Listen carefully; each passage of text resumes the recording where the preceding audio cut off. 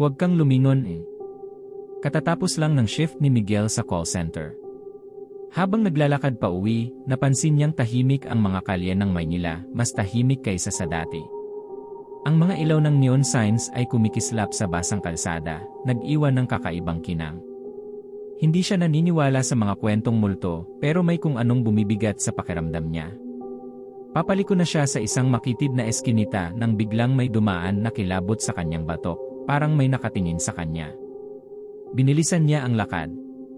Ngunit may narinig siyang yabag sa likuran niya. Napalunok siya. Siguro may kasunod lang ako, inisip niya. Ngunit nang sumulyap siya sa salamin ng isang saradong tindahan, nakita niya ang sarili niya. Wala siyang kasunod. Pero ang yabag ay patuloy pa rin. Malamig ang pawis na bumalot sa katawan niya.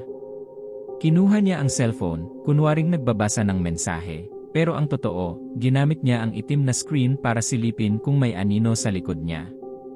At doon niya siya nakita. Isang babaeng nakalutang, duguan ang basang bestida, mahaba at gusot ang buhok na nakatabing sa kanyang mukha. Tumigil si Miguel sa paghinga. Alam niya ang babala, huwag kang lilingon. Huwag mo siyang kilalanin. Huwag kang tatakbo. Dumiretso ka lang. Ngunit biglang, tap. Tap.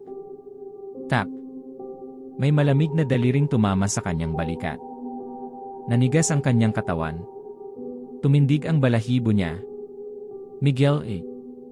Isang bulong. Dumikit sa kanyang tenga ang tunog, malamig na parang hiningang patay. Gusto niyang tumakbo pero pinilit niyang humakbang. Isang hakbang. Isa pa. Malapit na siya sa dulo ng eskinita. Biglang nag-glitch ang cellphone niya. Napuno ng static ang screen. At may lumabas na refleksyon. Hindi siya. Siya. Ang babae. Nakangiti ito, hindi normal na ngiti kundi nakangiwang parang bibig na pinilas mula tainga hanggang tainga. Wala itong mata, pero may itim na likidong tumutulo mula sa malalalim na butas. At nasa harapan na niya ito.